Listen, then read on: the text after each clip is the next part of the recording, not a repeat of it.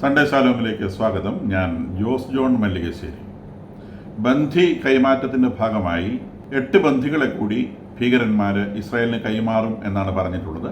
അതിൻ്റെ ഭാഗമായിട്ട് 8 ബന്ധികളെ അവർ റെഡ് ക്രോസിൻ്റെ കയ്യിൽ എത്തിച്ചിട്ടുള്ളതായിട്ട് ഇസ്രായേൽ ന്യൂസ് ഏജൻസികൾ വാർത്ത പുറത്തുവിടുന്നുണ്ട്. പകരമായി ഇസ്രായേൽ 110 പാലസ്റ്റീൻ തടവുകാരെയും മോചിപ്പിക്കേണ്ടതുണ്ട്. ഈ മോചിപ്പിക്കപ്പെടുന്ന ബന്ധികളുടെ കൂട്ടത്തിൽ നേരത്തെ ഡിസ്പ്യൂട്ടിലായിരുന്ന ഒരു പേരുണ്ട്. ആബേൽ യാഹൂദ് എന്ന് പറയുന്ന പെൺകുട്ടി, 29 വയസ്സുള്ള ഒരു ലേഡിയുണ്ട്. അപ്പോൾ ഇവരെ നേരത്തെ കഴിഞ്ഞ ലോട്ടറി വിടേണ്ടതായിരുന്നു. അത് വിടാത്തതിനെ സംബന്ധിച്ചുള്ള ഡിസ്പ്യൂട്ട് വലിയ തോതിലുണ്ടായിരുന്നു. കുറച്ച് സമയത്തേക്ക് ഒരു ദിവസത്തിലധികം ഗാസ പ്രദേശത്തേക്ക് പ്രവേശിക്കുന്നതിൽ നിന്ന് പാലസ്തീനികളെ ഇസ്രായേൽ തടഞ്ഞു വെക്കുകയുണ്ടായി. അത് പിന്നീട് മധ്യസ്ഥന്മാർ ഇടപെട്ട് ഉടനെ തന്നെ ഈ ആബേൽ യാഹൂദിനെ മോചിപ്പിക്കും എന്ന ഒരു അണ്ടർസ്റ്റാൻഡിങ്ങിൻ്റെ പേരിൽ പിന്നീട് അവിടത്തേക്ക് പ്രവേശനം അനുവദിക്കുകയും ഉണ്ടായി. ആളുകൾ ഇങ്ങനെ കൂട്ടത്തോടെ ഹൈവേയിലൂടെ കടന്നു പോകുന്ന ചിത്രങ്ങളൊക്കെ പത്രങ്ങളിലൊക്കെ എല്ലാവരും ശ്രദ്ധിച്ചിട്ടുണ്ടാവുമെന്ന് ഞാൻ വിചാരിക്കുന്നു. അപ്പം ആ ലേഡിയും ഇപ്രാവശ്യത്തെ 8 പേരുടെ കൂട്ടത്തിലുണ്ട്. ഇതിൽ ശ്രദ്ധിക്കേണ്ട കാര്യം, ഈ 8 പേരെ മോചിപ്പിക്കുന്നതിൽ 3 പേര് മാത്രമാണ് ഇസ്രായേൽക്കാരുള്ളത്. ബാക്കി 5 പേര് തായ്ലൻഡുകാരാണ്. ഈ തായ്ലൻഡുകാർ ഇസ്രായേലിലെ കൃഷിപ്പണി ജോലി ചെയ്യാൻ വേണ്ടി വന്നിട്ടുള്ള ആളുകളാണ്. കൃഷിപ്പണിക്ക് വേണ്ടി ഹയർ ചെയ്തിട്ടുള്ള ജോലിക്കാരാണ്. നമുക്ക് കേരളത്തിൽ നിന്നൊക്കെ ആളുകൾ ഇസ്രായേലിൽ ജോലിക്ക് പോകുന്നത് പോലെ തായ്ലാൻഡിൽ നിന്നും ആളുകൾ ഇസ്രായേലിൽ ജോലിക്ക് പോകാറുണ്ട്. ഇവരെ കൃഷിപ്പണി ചെയ്യുന്ന ആളുകളാണ്. കൃഷിപ്പണി ചെയ്തുകൊണ്ടിരുന്നതിനിടയിലൂടെ അവരുടെ പണിസ്ഥലത്ത് നിന്ന് പിടിച്ചുകൊണ്ട് പോയതാണ്. അപ്പോൾ ഈ ഹാർഡ് കോർ ആയിട്ടുള്ള ക്രിമിനൽസ് ഇസ്രായേലിൻ്റെ ജയിലിലുള്ള ഹാർഡ് കോർ ക്രിമിനൽസിനെ എക്സ്ചേഞ്ച് ചെയ്തിട്ട് അവർ തിരിച്ചു വാങ്ങുന്നത് ആരെയാണെന്ന് ഓർക്കണം. അവരുടെ നാട്ടിൽ നിന്ന് പിടിച്ചുകൊണ്ടുപോയ തായ്ലൻഡുകാരായ ആളുകളെ അടക്കം മോചിപ്പിക്കാനാണ് ഇവർ ഒരു തടവുകാരന് 30 ബന്ധിക്ക് 30 തടവുകാരൻ എന്ന നിലയ്ക്കുള്ള റേഷ്യോയിലൊക്കെ ആളുകളെ കൈമാറ്റം ചെയ്യുന്നതെന്ന് ഓർക്കണം. അപ്പോൾ ആ രാജ്യം അവരുടെ രാജ്യത്ത് എത്തിപ്പെടുന്ന മനുഷ്യരെ എങ്ങനെ പരിഗണിക്കുന്നു എന്നുള്ളത് ഇതിൽ നിന്ന് മനസ്സിലാക്കാവുന്നതാണ്. ഈ ആബേൽ യാഹൂദിനെ റിലീസ് ചെയ്യുന്നതുമായി ബന്ധപ്പെട്ട് വലിയ സീനുകൾ അവിടെ ഈ ഗാസ റീജിയനിൽ അവർ സൃഷ്ടിച്ചിട്ടുണ്ട്. ഞാൻ കഴിഞ്ഞ വീഡിയോയിൽ പറഞ്ഞിരുന്നു, ഇവരൊരു വലിയ ഷോ ആണ്. ഇൻ്റർനാഷണൽ മാധ്യമങ്ങളൊക്കെ ശ്രദ്ധിക്കുന്ന ഒരു കാര്യമായതുകൊണ്ട് ഒരു വലിയ സ്റ്റേജൊക്കെ കിട്ടിയിട്ടാണ് ഈ ബന്ദികളെ മോചിപ്പിക്കുന്നത്. പട്ടാള യൂണിഫോമിൻ്റെ നിറത്തിലുള്ള യൂണിഫോമൊക്കെ ഇടിച്ച് കൊണ്ടുവന്ന് ഒരുതരം ബലിയാടുകളെ കൊണ്ടുവരുന്നത് പോലെ ആട്ടിത്തെളിച്ച് കൊണ്ടുവരികയാണ് ചെയ്യുന്നത്. അപ്പോൾ ഈ ആബേൽ യാഹൂദിനെ കൊണ്ടുവരുന്ന സ്ഥലത്ത് അതിൻ്റെ വീഡിയോസൊക്കെ ഇപ്പം എല്ലാ ചാനലുകളിലും കാണുന്നുണ്ട്. 10,000-കണക്കിന് പാലസ്റ്റീനികൾ ഇതിൻ്റെ ചുറ്റും നിന്ന് ഈ 29 വയസ്സുള്ള ഈ യുവതിയെ ചീത്ത വിളിക്കുകയും കൊല്ലണം ആർത്തി വിളിക്കുകയും ചെയ്യുന്നു. അപ്പം ഈ ഇസ്ലാമിക് ജിഹാദിൻ്റെയും ഹമാസിൻ്റെയും കുറച്ച് ഭീകര പ്രവർത്തകർ ഭയങ്കര ധൈര്യം ആയതുകൊണ്ട് മൂക്ക് പോലും പുറത്ത് കാണിക്കാതെ മുഖം മുഴുവൻ മൂടിക്കെട്ടി ഈ കുറച്ച് പേര് ഇവരുടെ ചുറ്റും ഇങ്ങനെ നിന്നിട്ട് ഈ പെൺകുട്ടിയെ ഇങ്ങനെ നയിച്ച് സ്റ്റേജിലേക്ക് കൊണ്ടുവരുന്നൊരു സീൻ. അതന്നെ നെതന്യാഹു പറഞ്ഞു, ഇത് കണ്ടിട്ട് ഭയമാകുന്നു. അത്തരം ഒരു സീനിലാണിതുള്ളത്. അതുകൊണ്ട് തന്നെ ഈ വിട്ടയക്കേണ്ട തടവുകാരുടെ ആ ഒരു റിലീസ് തൽക്കാലം നെതന്യാഹു തടഞ്ഞു വെച്ചിരിക്കുകയാണ്. ഇപ്പോൾ റെഡ് ക്രോസിൻ്റെ കയ്യിലാണ് ഈ 8 പേരുള്ളത്. ഈ 8 പേരെ റെഡ് ക്രോസിൽ നിന്ന് ഇസ്രായേലിലേക്ക് ഫ്രീ ആക്കേണ്ടതുണ്ട്.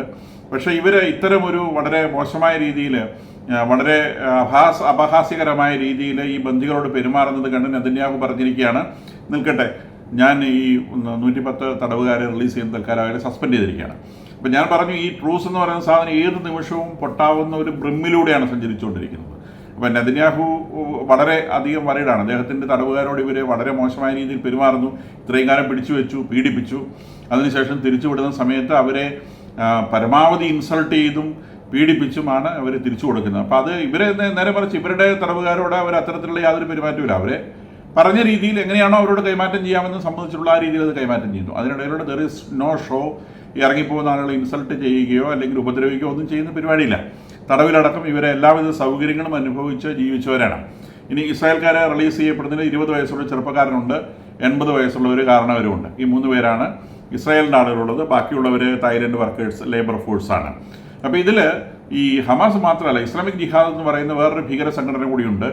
ഈ 2 സംഘടനയുടെയും പ്രവർത്തകർ അവരവരുടെ യൂണിഫോമിൽ വളരെ ആക്റ്റീവായിട്ട്, ബാക്കിയുള്ളവരെ എണ്ണത്തിൽ അത്ര അധികമില്ല, ജനമാണ് ഭയങ്കരം.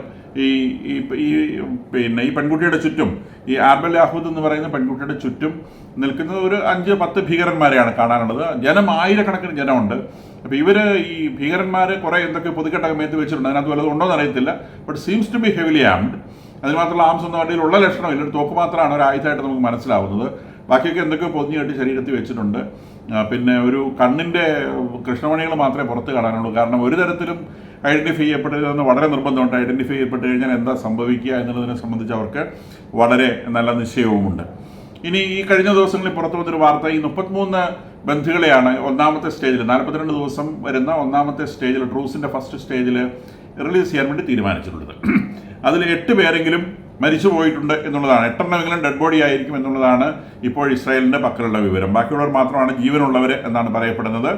അപ്പോൾ ഇവിടെ ഈ റിലീസ് ചെയ്യപ്പെട്ട ആളുകളുടെ കൂട്ടത്തിൽ ഇന്നിപ്പം 8 പേരെ കൂടി റിലീസ് ചെയ്യാണ്. 8 4 12 3 15 പേരായി ഇപ്പോൾ ടോട്ടൽ.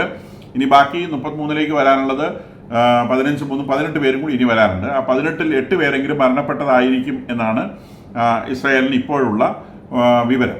ഇനി ആദ്യത്തെ ഈ അണ്ടർസ്റ്റാൻഡിങ് അനുസരിച്ച് ട്രൂസ് തുടങ്ങി 16-ാമത്തെ ദിവസം സെക്കൻഡ് റൗണ്ട് ടോക്സ് സ്റ്റാർട്ട് ചെയ്യേണ്ടതുണ്ട്.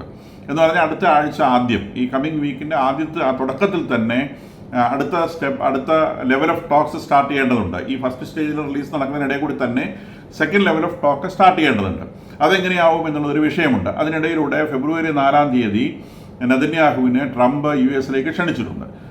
ട്രംപിൻ്റെ ആദ്യത്തെ ഒരു വിദേശ പ്രധാനമന്ത്രിയുമായിട്ടുള്ള അല്ലെങ്കിൽ വിദേശ രാഷ്ട്രത്തലവനുമായിട്ടുള്ള ഒന്നാമത്തെ കൂടിക്കാഴ്ചയാണ് നെതന്യാഹുവുമായിട്ടുള്ളത്. അപ്പം ഇസ്രായേലിനും ഇസ്രായേലിൻ്റെ പ്രശ്നത്തിനും അമേരിക്ക ട്രംപ് അഡ്മിനിസ്ട്രേഷൻ കൊടുക്കുന്ന പ്രാധാന്യമാണ് അത് സൂചിപ്പിക്കുന്നത്. പാലസ്തീനിൽ നിന്ന്, ഗാസയിൽ നിന്ന് പാലസ്തീൻ നിവാസികൾ ഒഴിഞ്ഞു പോകണം എന്നുള്ള ട്രംപിൻ്റെ പ്രസ്താവന നിലനിൽക്കെയാണ് ഈ മീറ്റിംഗ് എന്നുള്ളത് വളരെ പ്രധാനപ്പെട്ട കാര്യമാണ്. കൂടാതെ പാലസ്തീനിലെ പ്രശ്നങ്ങൾ അത് ഇസ്രായേൽക്കാരുടെ പ്രശ്നമാണെന്നും അമേരിക്ക അതിലൊരു പരിധിയിൽ കൂടുതൽ ഇടപെടുകയില്ലെന്നും ഈ ട്രൂസിനെ സംബന്ധിച്ച് സംശയമുണ്ടെന്നും ട്രംപ് പല അവസരങ്ങളിലായിട്ട് പ്രഖ്യാപിക്കേണ്ടായിട്ടുണ്ട്. ഈ ബാക്ക്ഗ്രൗണ്ടിലൊക്കെയാണ് ഈ കൂടിക്കാഴ്ച നടക്കുന്നതെന്നുള്ള വളരെ പ്രാധാന്യമുള്ള സംഗതിയാണ്. അപ്പം ഈ 4-ാം തീയതിയാണ്, ഫെബ്രുവരി 4-ാം തീയതിയാണ് ഈ മീറ്റിംഗ് തീരുമാനിക്കപ്പെട്ടിട്ടുള്ളത്. ഈ 16-ാമത്തെ ദിവസം എന്ന് പറയുന്നത് അടുത്ത ആഴ്ചയുടെ ആദ്യ ദിവസങ്ങളിൽ വരും. അപ്പോൾ ആ 2ാമത്തെ ലെവൽ ടോക്സ് തുടങ്ങുന്നതോടുകൂടി തന്നെയാണ് ഈ മീറ്റിംഗ് അമേരിക്കയിൽ അറേഞ്ച് ചെയ്യപ്പെട്ടുള്ളത് എന്നുള്ളതും ആ മീറ്റിങ്ങിൻ്റെ പ്രാധാന്യം വർദ്ധിപ്പിക്കുന്നുണ്ട്. അതിനിടയിലൂടെ വേറെ ഒരു പ്രധാനപ്പെട്ട വാർത്ത വരുന്നത് UNRWA എന്ന് പറയുന്ന United Nations relief and work agency എന്ന് പറയുന്ന UN-ൻ്റെ ഒരു ഏജൻസി പാലസ്തീനികളുടെ ഇടയിൽ പ്രവർത്തിക്കുന്നുണ്ട്. പാലസ്തീനികളുടെ ഇടയിൽ എന്ന് പറയുമ്പോൾ ഈ ഗാസയിൽ പ്രവർത്തിക്കുന്നുണ്ട്, വെസ്റ്റ് ബാങ്കിൽ പ്രവർത്തിക്കുന്നുണ്ട്. ഇനി പാലസ്തീൻ അഭയാർത്ഥികൾ പോയി കൂട്ടമായി താമസിക്കുന്ന സിറിയയിലുണ്ട്, ജോർദാനിലുണ്ട്, ഈജിപ്തിൽ എവിടെയൊക്കെ പാലസ്തീൻ അഭയാർത്ഥികൾ കൂട്ടമായി താമസിക്കുന്നുണ്ട് അവരുടെ ഇടയിൽ വർക്ക് ചെയ്യുന്ന UN ഏജൻസിയുടെ പേരാണ് UNRWA, United Nations relief and works agency. ഇത് 1948-ൽ സംഘടിപ്പിച്ചിട്ടുള്ള ഒരു UN ഫോഴ്സാണ്. അപ്പോൾ ഈ പാലസ്തീൻ അഭയാർത്ഥികളുടെ ഇടയിൽ പ്രവർത്തിക്കുകയും അവർക്ക് വേണ്ട എല്ലാ കാര്യങ്ങളും, ഈവൻ ഐഡൻറ്റിറ്റി കാർഡ് പോലും സപ്ലൈ ചെയ്യുന്നത് ഈ ഏജൻസിയാണ്, ഈ UNRWA ആണ്. ഇവർക്ക് ഈ പാലസ്തീനുകൾക്കുള്ള ഐഡൻറ്റിറ്റി കാർഡ് പോലും സപ്ലൈ ചെയ്യുന്നത്. അപ്പോൾ വിദേശത്ത് വരുന്ന മുഴുവൻ ഫണ്ടുകളും ഇവരിലൂടെയാണ് ഇവിടെ എത്തുന്നതും. ഇവരുടെ സ്കൂളിങ്, ഹോസ്പിറ്റൽസ്, പിന്നെ ഗവൺമെൻറ് സംവിധാനങ്ങൾ എന്ന് പറഞ്ഞാൽ ചുരുക്കം ഭരണ സംവിധാനങ്ങളേ ഉള്ളൂ. ആ ചുരുക്കം ഭരണ സംവിധാനങ്ങൾ അടക്കം അതിനുള്ള എയ്ഡുകൾ, പണം മുഴുവൻ ഇവരിലൂടെയാണ് വരുന്നത്. അപ്പോൾ ഇവിടെ ഗാസയിൽ പിന്നെ ഹമാസ് ഭരിക്കുമ്പോഴും ഹമാസിന് ആവശ്യമായ ഫണ്ടൊക്കെ വരുന്നത് UNRWA-യിലൂടെയാണ്. അപ്പോൾ ഈ ഒരു സംഗതി ഇസ്രായേൽ അവരുടെ അത് പൂട്ടിക്കൊള്ളാൻ ഒരു വർഷം മുമ്പ് ഇസ്രായേൽ പ്രഖ്യാപിച്ചിരുന്നു, ഇത് പൂട്ടിക്കൊള്ളണം, ഇനി ഇതിൻ്റെ പ്രവർത്തനം വേണ്ട. കാരണം അന്ന് ഇസ്രായേലിലേക്ക് ഇടിച്ചു കയറിയ 2900-ഓളം വരുന്ന ഹമാസ് ഭീകരരുടെ കൂട്ടത്തിൽ 30-ഓളം ഈ UNRWA ആളുകളുണ്ടായിരുന്നു, ഇവരുടെ വോളണ്ടിയേഴ്സ് കൂടി ഉണ്ടായിരുന്നു എന്നുള്ളതാണ് അവർ തെളിവ് കൊടുത്ത സംഗതി. എന്ന് പറഞ്ഞാൽ UNRWA-യിൽ വർക്ക് ചെയ്യുന്ന നല്ലൊരു ശതമാനം ആളുകളും ഈ ഹമാസിൻ്റെ ഭീകരന്മാരാണ്. ഇത് 30,000-ഓളം വോളണ്ടിയേഴ്സ് ഉണ്ട് ഇതിനകത്ത്. എല്ലാ രാജ്യങ്ങളുമായിട്ട് വർക്ക് ഈ പറഞ്ഞ ഏരിയകളിൽ മൊത്തം വർക്ക് ചെയ്യുന്നത് 30,000-ഓളം വോളണ്ടിയേഴ്സ് ഉണ്ട്. ഇത് മുഴുവൻ തന്നെ പാലസ്തീൻകാരാണ്. ഈ വോളണ്ടിയേഴ്സിൽ ബഹുഭൂരിഭാഗവും പാലസ്തീൻകാരാണ്. ഹയർ ഒഫീഷ്യൽസ് കുറച്ചുപേര് മാത്രം വിദേശ രാജ്യങ്ങളിൽ നിന്ന് വരുന്നവരുണ്ട്, അപൂർവമായിട്ട് ഇന്ത്യക്കാരുമുണ്ട്. അപ്പോൾ ഇതിൽ ഏകദേശം 13,000 ആളുകളോളം ഈ വോളണ്ടിയേഴ്സ് വർക്ക് ചെയ്യുന്ന ഗാസയിൽ തന്നെയാണ്.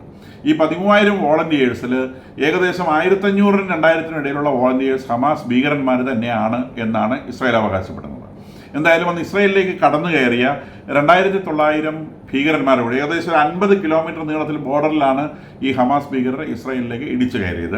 ആ കയറിയതിൻ്റെ കൂട്ടത്തിൽ ഏറ്റവും ചുരുങ്ങിയത് 20 പേരെങ്കിലും ഈ UNRWA-യുടെ വോളണ്ടിയേഴ്സ്, 20-30 വരെ ആളുകൾ UNRWA-യുടെ വോളണ്ടിയേഴ്സ് ഉണ്ട് എന്നാണ് ഇസ്രായേൽ പറയുന്നത്. അതിൽ പലരെയും കൃത്യമായി ഒരു പേരെടുത്ത് പറയുന്നുണ്ട്, ഇന്ന ആളുകൾ ഇതിനകത്ത് ഉണ്ടായിരുന്നു എന്നുള്ളത്. അതിൽ പിന്നെ 2-3 പേരെ അതിൽ കുറച്ച് പേരെ പിന്നീട് വെടിവെച്ച് കൊല്ലുകയും ചെയ്തിട്ടുണ്ട്. അപ്പോൾ അതുകൊണ്ട് അന്ന് തന്നെ ഉടനെ തന്നെ ഇസ്രായേൽ പ്രഖ്യാപിച്ചു ഇവരുടെ ഹെഡ്ക്വാർട്ടേഴ്സ് ഉള്ളത് ഈസ്റ്റ് ജെറുസലേമിലാണ്. ഈ ഹെഡ്ക്വാർട്ടേഴ്സ് അവിടുന്ന് പൂട്ടണമെന്ന് പറഞ്ഞു, പൂട്ടിച്ചു. ഇനി അവിടെ പ്രവർത്തിക്കാൻ പറ്റില്ല എന്ന് പറഞ്ഞു. അതോടുകൂടി ഈ ഒരു വർഷത്തിനുള്ളിൽ പിന്നെ ഗാസ റീജിയനിൽ ഇവരുടെ പ്രവർത്തനം അവസാനിപ്പിച്ചോളാമെന്ന് പറഞ്ഞു. ആ ദിവസങ്ങൾ അടുത്ത് വരികയാണ്. അപ്പോൾ ഗാസ റീജിയനിൽ ഇവരുടെ പ്രവർത്തനം നിന്ന് കഴിഞ്ഞാൽ ഇസ്രായേൽ ഈ ഗാസ റീജിയനിലേക്ക് കിട്ടുന്ന എല്ലാ എയ്ഡുകളും നിന്ന് പോകും. അപ്പോൾ അവിടെയുള്ള ആളുകൾ പറയുന്നത് അവരുടെ ജീവശ്വാസമാണ് UNRWA എന്ന് പറയുന്നത്. അത് നിന്ന് പോയി കഴിഞ്ഞാൽ പിന്നെ പാലസ്തീനികൾക്ക് ഗാസയിൽ എക്സിസ്റ്റ് ചെയ്യാൻ കഴിയില്ല. പിന്നെ അവിടെയുള്ളത് ഹമാസാണ്. ഹമാസ് എന്ന് പറയുന്നത് ഭീകര സംഘടനയാണ്. അത് മറ്റുള്ളവരെ പിഴിഞ്ഞ് ജീവിക്കുന്ന ഒരു സാധനമാണ്. നമ്മൾ വിയറ്റ്നാം കോളനി സിനിമയെ കണ്ടിട്ടുണ്ടല്ലോ. വിയറ്റ്നാം കോളനി സിനിമയ്ക്കകത്ത് ആ വലിയൊരു തടിയനും അയാളുടെ കൂടെ പിന്നെ കുറേ ഗുണ്ടകളുള്ള കാര്യം അറിയാം. ആ കോളനി കൊണ്ടാണ് അവർ ജീവിക്കുന്നത്. ആ കോളനി ഏതെങ്കിലും തരത്തിൽ വിയറ്റ്നാം കോളനി എന്ന് പറയുന്ന ആ കോളനി പൊളിഞ്ഞു പോയി കഴിഞ്ഞാൽ ആ ഗുണ്ടാ സംഘത്തിന് ജീവിക്കാനാവില്ല. കാരണം അവരെ പിരിവെടുത്തിട്ടാണ് ജീവിക്കുന്നത്. ഏകദേശം അതുപോലാണ് ഈ ഹമാസ്. ഇവരെ ഈ ഗാസയിലുള്ള മനുഷ്യർക്ക് വരുന്ന എയ്ഡുകളിൽ നിന്ന് ഒരുപാട് തട്ടിയെടുത്തിട്ടാണ് ഇവർ തിന്ന് കൊഴുത്തിങ്ങനെ ജീവിക്കുന്നത്. ഇപ്പോൾ അവരുടെ വോളണ്ടിയേഴ്സ് അവരെല്ലാം വലിയ തടിയന്മാരാണ്. മനുഷ്യരൊക്കെ മെലിഞ്ഞിരിക്കുമ്പോഴും ഈ ഹമാസിൻ്റെ ഭീകരന്മാരൊക്കെ തടിച്ചു കൊഴുത്തായിരിക്കുന്നത്. ഇവർക്ക് വരുന്ന ഫോറിൻ എയ്ഡുകളിൽ, ഫോറിൻ ഫണ്ടുകളിൽ വലിയ ശതമാനം പണം ഇവർ തട്ടിയെടുത്തിട്ട് ഇവരുടെ കുടുംബങ്ങൾ, മിക്കവാറും ആളുകളുടെ കുടുംബങ്ങൾ ജീവിക്കുന്നത് ഖത്തറിലും അതുപോലുള്ള സ്ഥലങ്ങളിലൊക്കെയാണ്. അവർ സുഭിക്ഷമായി ജീവിക്കുന്നു. ഇവരിവിടെ ധാരാളം പണം ഉണ്ടാക്കാൻ വേണ്ടി ആളുകളെ സേവിക്കാൻ എന്ന നിലയിൽ ഭീകരപ്രവർത്തനങ്ങളിൽ നിൽക്കുന്നു. ഇസ്ലാമിക് ജിഹാദിൻ്റെ ഭാഗമായി പ്രവർത്തിക്കുന്നു. മരിച്ച് സ്വർഗത്തിൽ പോകാൻ ശ്രമിക്കുന്നു. ഇത്തരം കാര്യങ്ങളുമായിട്ട് ഇവർ ശ്രമിക്കുന്നു. അപ്പോൾ ഇതിലുള്ള ഒരു സംഗതി, ഈ ഓരോ വോളണ്ടിയേഴ്സിനും ഇതിനകത്ത് വർക്ക് ചെയ്യുന്ന വോളണ്ടിയറിൽ പിസ്സ ഡ്രൈവർ മുതൽ സോഫ്റ്റ്വെയർ എഞ്ചിനീയർമാർ വരെയുണ്ട്. അപ്പോൾ ഇവർക്ക് ഏറ്റവും ലോവസ്റ്റ് ബേസിക് പേ എന്ന് പറയുന്നത് $1,300 പെർ മന്താണ്. $1,300 per month. $1,300 എന്ന് പറഞ്ഞാൽ ഏകദേശം 1,00,000 രൂപയായി. അത് ബേസിക് സാലറിയാണ്.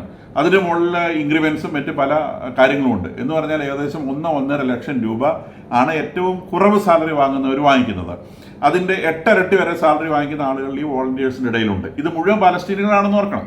അപ്പോൾ അതിനകത്ത് ഹമാസ് ഭീകരന്മാരുമുണ്ട്. അത് ഏകദേശം ഈ ഗാസ റീജിയനിൽ പ്രവർത്തിക്കുന്ന 13,000-ൽ 1,500-നും 2,000-നും ഇടയിൽ ആളുകൾ ഹമാസിൻ്റെ ഭീകരരാണെന്നാണ് ഇസ്രായേൽ പറയുന്നത്. അപ്പോൾ അവരുടെ കയ്യിൽ എത്തിപ്പെടുന്ന പണം എത്രയാണ്?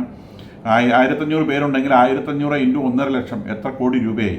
അപ്പോൾ ഈ പണം മുഴുവൻ WHO ഫണ്ടാണ്. WHO ഫണ്ടാണ് UNRWAക്ക് കിട്ടുന്നത്. ഇതുകൊണ്ടാണ് അമേരിക്ക WHO ഫണ്ടിങ് നിർത്താനുണ്ടായ കാരണം. പ്രാഥമികമായിട്ട് അവർ ചൈനയുടെ പേരെടുത്ത് പറയുന്നുണ്ടെങ്കിലും വാസ്തവത്തിൽ അമേരിക്ക WHO ഫണ്ടിങ് നിർത്താനുള്ള അടിസ്ഥാനപരമായ കാരണം ഈ ഫണ്ടിങ് ഇവിടെ ഹമാസ് ഭീകരരുടെ പ്രവർത്തനത്തിനായി ഉപയോഗിക്കുന്നു എന്നുള്ളത് കൊണ്ടാണ്. അപ്പം അവിടെ പ്രവർത്തനം നിർത്തുവാൻ വേണ്ടി ഇസ്രായേൽ പറയുമ്പോൾ നമ്മൾ മനസ്സിലാക്കേണ്ടത് ഗാസ എന്ന് പറയുന്ന സ്ഥലത്ത് പാലസ്തീനർക്ക് നിലനിൽക്കാനാവില്ല എന്ന് പറഞ്ഞത് തന്നെയാണ്. അവർ അവിടെ നിലനിൽക്കാനാവില്ലെങ്കിൽ പിന്നെ അവർ അടുത്ത ഓൾട്ടർനേറ്റീവ് നോക്കേണ്ടി വരും. ആ അടുത്ത ഓൾട്ടർനേറ്റീവ് എന്താണെന്നാണ് കഴിഞ്ഞ ദിവസം ട്രംപ് പറഞ്ഞത്. അപ്പോൾ അതിലേക്ക് തന്നെയാണ് കാര്യങ്ങൾ നീങ്ങുന്നതെന്ന് വേണം മനസ്സിലാക്കാൻ. ഇത്രയും കാര്യങ്ങളാണ് ഈ ദിവസങ്ങളിൽ വാർത്തകളായിട്ട് വരുന്നത്.